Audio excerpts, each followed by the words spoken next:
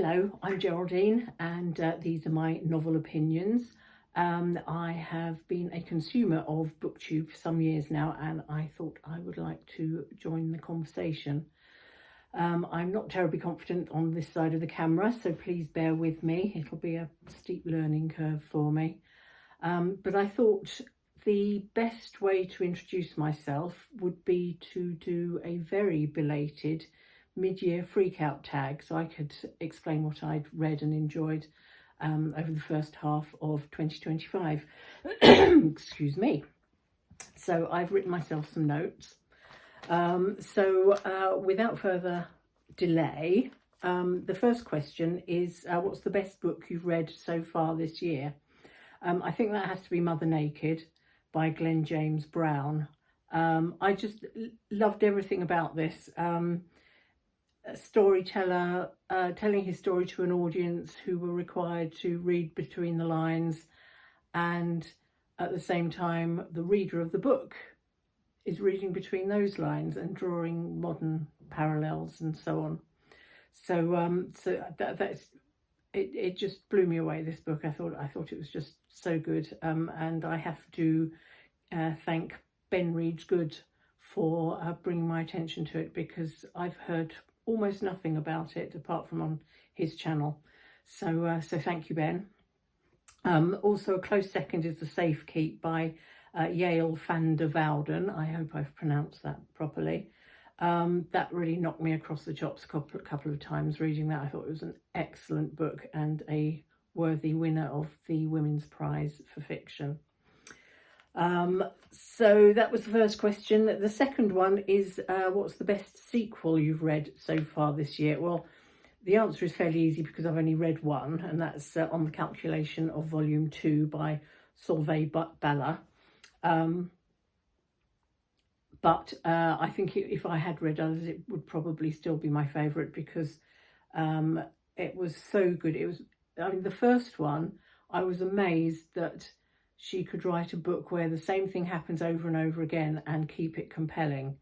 And yet this second book was even better, and I'm looking forward to the third. Shouldn't have said that because that's a question later on.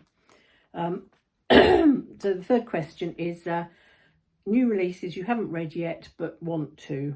Well, loads and loads. But I was working my way through the Women's Prize shortlist, if not long list, and I haven't got anywhere through it so far. I've read a few, but not all of them by any means. So I have got Birding by Ruane. Absolutely love the cover. I think it's a brilliant cover. So that's one book that I haven't got around to reading yet, that I do mean to. The next question is, what is the most anticipated release for the second half of the year? Well, late July me would have said Dusk by Robbie Arnott, and what today me would be saying is I'm reading it now and it's great.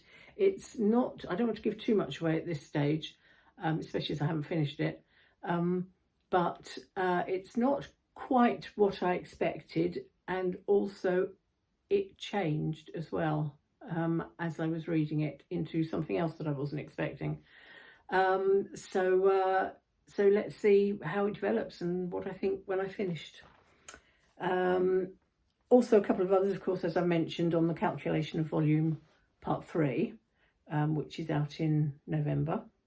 And also I'm quite looking forward to The Impossible Fortune, which is the Thursday Murder Club Part 5 by Richard Osman. I think they're quite fun. I didn't enjoy his new series that he started. I just thought there was, I don't want to say lazy writing. It didn't have the charm of the Thursday Murder Club books. But I'm looking forward to this new one. The next question is, what's the biggest disappointment of the first half of the year? Well, I think disappointment is a strong word. I don't think I've been disappointed by any books. But if I had to mention one, I think it would be She's Always Hungry by Eliza Clark. I loved Penance. I thought it was fabulous.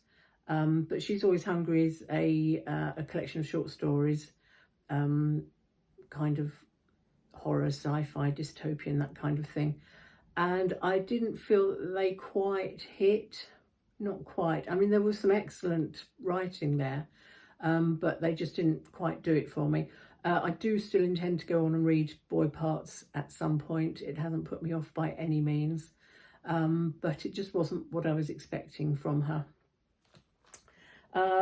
What's the biggest surprise of this year? Well, that will be the very first book I read this year, which was The Modern Fairies by Clare Pollard.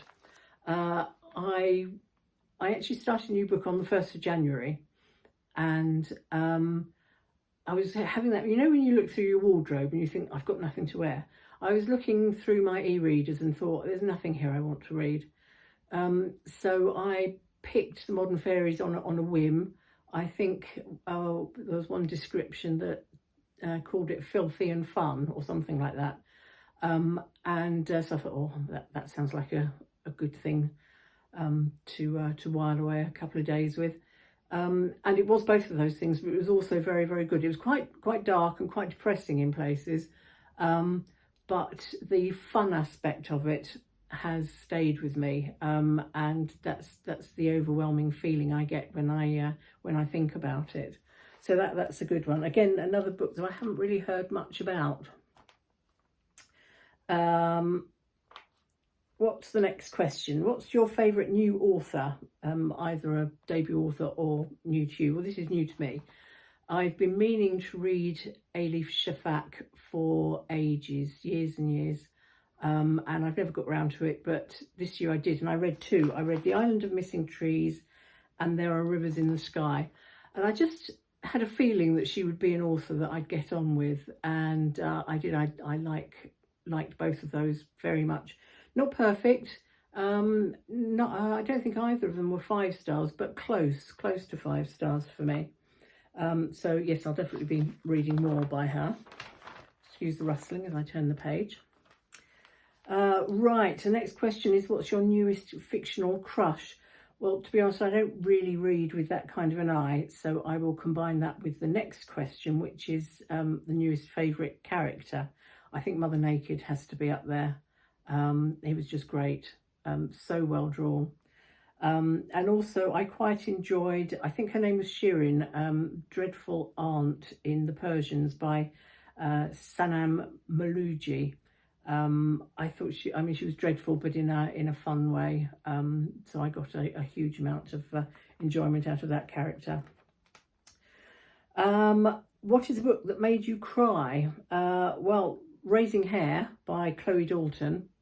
That was a lovely book. I love hares, who doesn't? But I was kind of expecting not to enjoy it for some reason. But I did. I absolutely loved it and gave it 5 stars. It made me cry, tears of sadness, but also there were tears of joy sometimes as well. So that was an excellent combination. And also, Giant, I can show this to you because although I usually read ebooks, graphic novels have to be in paper form. Yes, I cried a couple of times while reading that. It's very emotional. So the next question is a book that made you happy. Well, I think that has to be Raising Hare again. There were so many moments of joy, some awful moments as well. But overall, I think the takeaway is a positive one, or at least a hopeful one for the future. So the next question is the most beautiful book you've bought so far this year. I'm going to have to repeat myself again. I haven't really, if we're talking about physically beautiful books, I haven't bought very many physical books. So I think it has to be Giant again. That's a lovely book. The next question is books you need to read by the end of the year. I think reading should be a pleasure. I don't think you should pressure yourself. I do, but I try not to. So I try not to set myself too many limits and boundaries and targets and so So I will say that the only books that I need to read are the ones that I've borrowed from the library, because someone else will be waiting for them. So boring answer, but that's the one. And even more boring answer for the final question, which is my favourite book to movie adaptation. I'm not sure that I've seen any this year, so I can't really answer that. If I think of one, I'll put it in a later video, but I don't think I've seen any. So that's my freak out questions, mid-year freak out questions. Why is it freak out? I don't understand that. Anyway, I'm sure someone will tell me. So as for the future of this channel, I don't know. Maybe this will be the one and only video on it. But I won't do weekly wrap-ups. I don't read enough books. I'm not one of those readers who reads 200 books a year. I read about 50 or 60. So I think a monthly wrap-up, maybe some other content in between. The algorithm will hate me, but hey ho, I'm not doing it for the algorithm. I'm doing it for the conversation. So I will probably do another video at the end of August, beginning of September, and go through my July and August books, put them together in one, because I didn't have a particularly good reading month in July, so I think I can probably do the two in one. Anyway, I hope to see you again soon, and look forward to speaking to you then. Bye.